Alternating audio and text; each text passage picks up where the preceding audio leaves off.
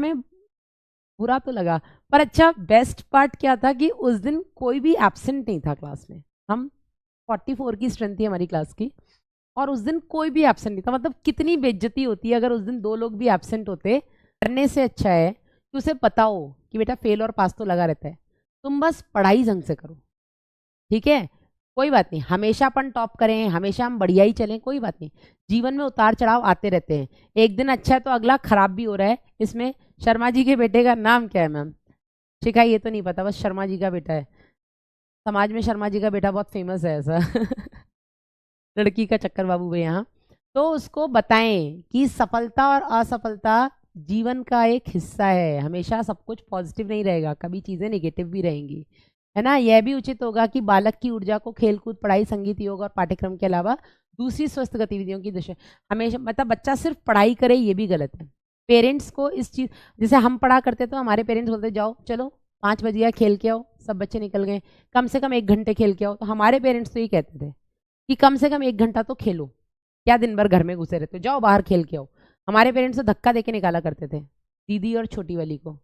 मैं तो बाहर ही रहती थी, मुझे तो खींच के अंदर लिया जाता था। ज़्यादा नहीं हो रहा है तुम्हारा, चलो पढ़ी नहीं हो सुबह से। है ना।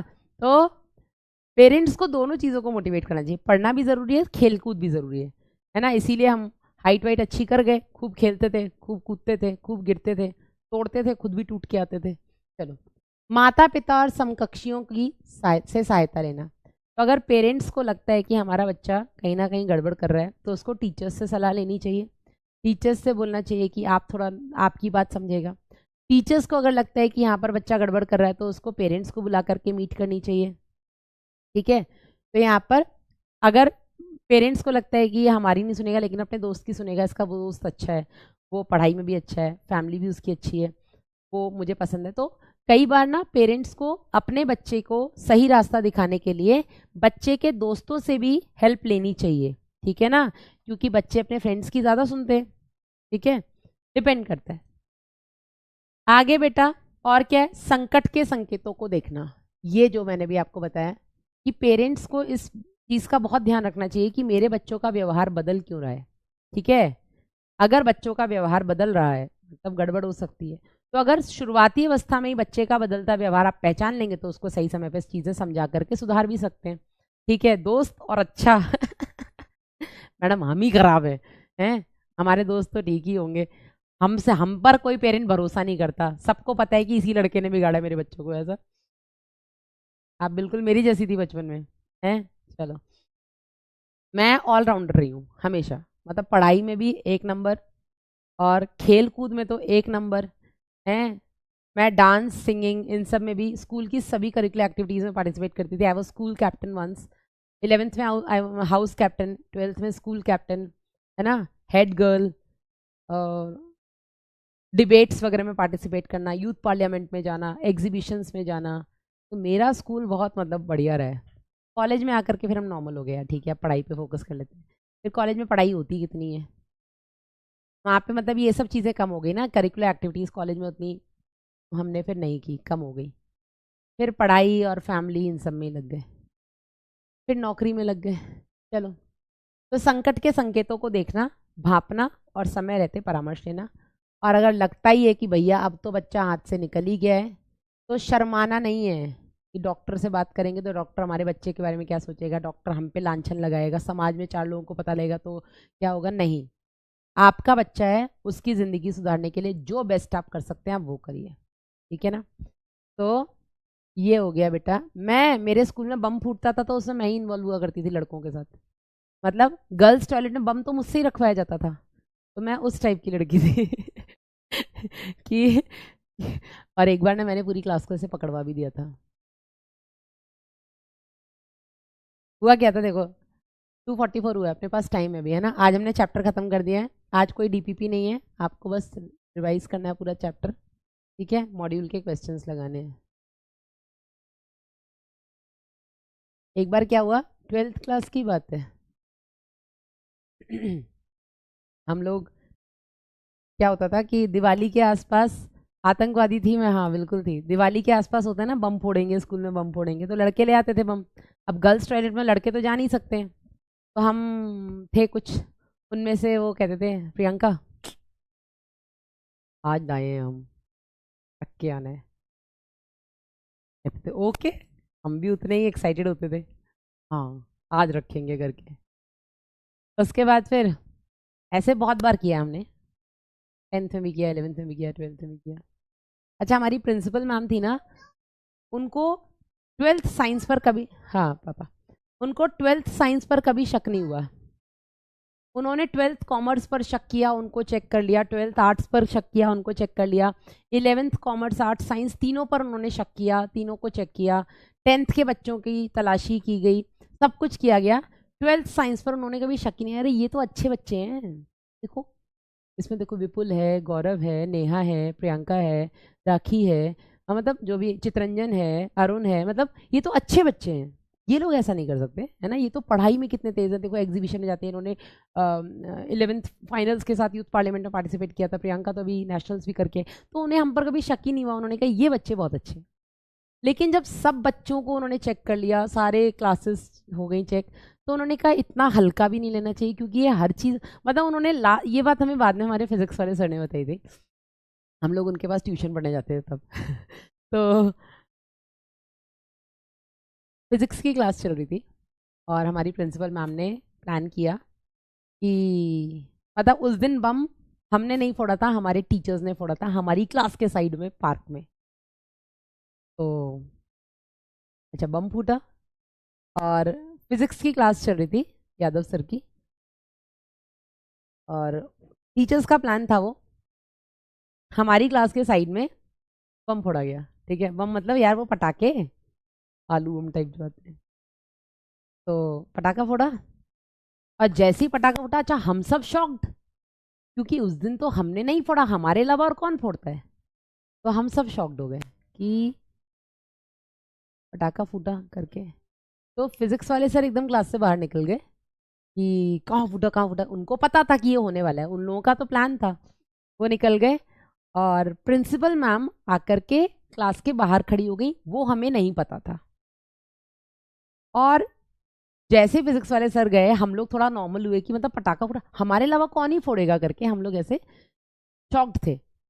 और जैसे ही फूटा और सर बाहर गए, मैं एकदम से चिल्लाई, मैंने कहा क्यों बे चित्रंजन, इस बार तूने पटाखा फोड़ा, बताया नहीं। मैंने डायरेक्ट सबसे पहले मेरा ही मुंह खुला, क्योंकि पिछली बार चित्रंजन और एक और लड़का था, क्या नाम था उसका, वो उधर का था, ईस्ट इंडिया का था, मैं नाम भूल गई उसका, तो इन दोनों का कुछ था, तो मैंने उसका रख दिया था, मैंने कहा चल तेरा, मतलब लड़कों ने कहा इसका रख दे यार, ये चित्रंजन वाला बात है, तो चित्रंजन का पिछली बार नहीं फूटा था ऐसा करके, तो मैंने सबसे पहले क्लास में बोला कि मैंने कहा क्यों बे चित्रंजन, इस बार तूने फोड़ा और बताया नहीं। मैं ऐसे चिल्ला के गई, हमारे ऐसे इधर गर्ल्स बैठती थी आधे, इधर 2 रोज गर्ल्स की होती थी, 2 रोज बॉयज़ की होती थी, तो मैं ऐसे चिल्ला करके चित्रंजन पे बोली, तो चित्रंजन कहता नहीं प्रियंका मैंने नहीं फोड़ा, ठीक है ना, कुछ भी मत ब्लेम कर।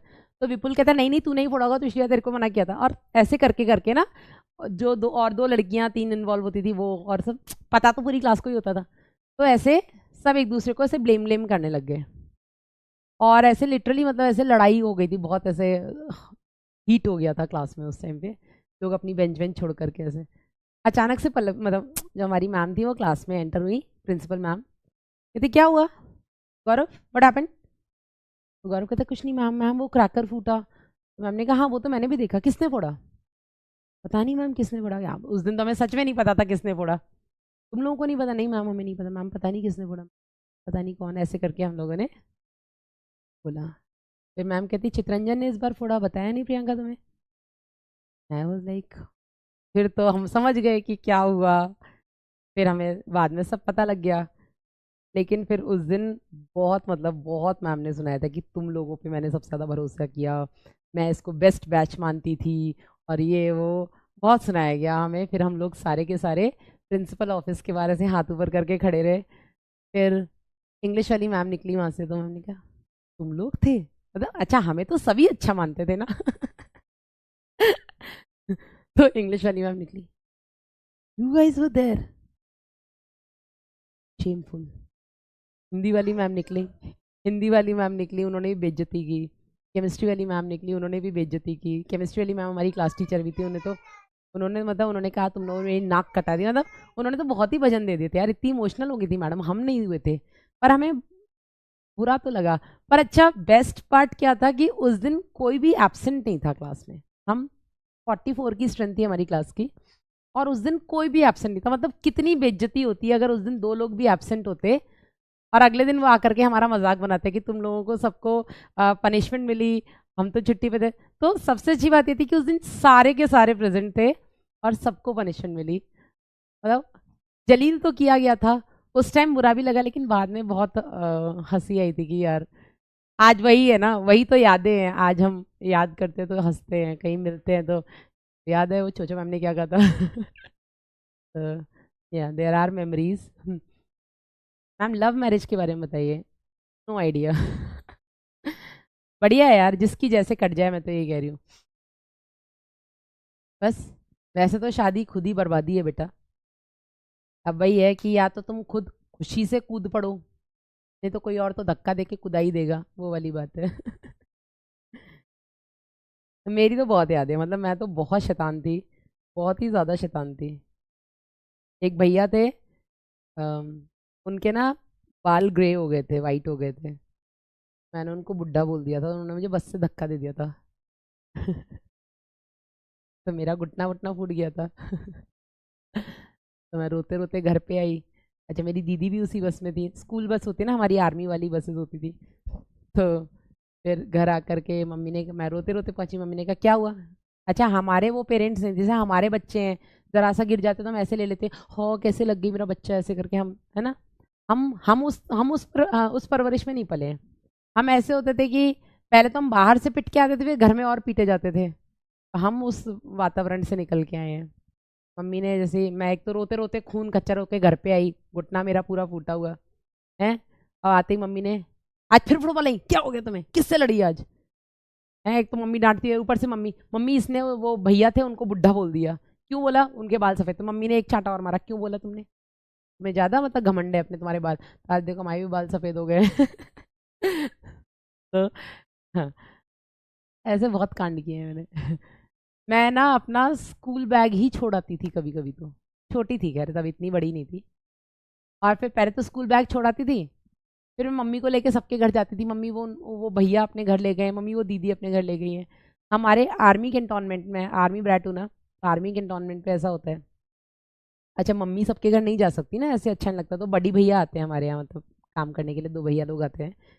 तो मम्मी बड़ी भैया को मेरे साथ भेजती थी कि जाओ देखो। फिर बाद में तो मम्मी ने बड़ी भैया को भी भेजना बंद कर दिया। मम्मी कहती है समझ गई, मतलब मम्मी भी समझ गई थी कि झूठ बोलती है, कहीं पे भी स्कूल में छोड़ाती है, बस में छोड़ाती है, और सबके घर पे घुमाती है। ऐसे अच्छा नहीं लगता ना, मतलब पापा का रैंक कितना अच्छा था, मैं इतनी शैतान। सुबह को स्कूल बस आती थी, मैं बहुत आलसी थी। अभी भी, अभी अब मैं कंडीशनल आलसी हूँ। पता है सैटरडे संडे है, वासु और वासु के पापा को घर पे ही रहना, तो मैं पढ़ी हूँ, सो रही हूँ, 9 बजे उठ रही हूँ, 10 बजे उठ रही हूँ।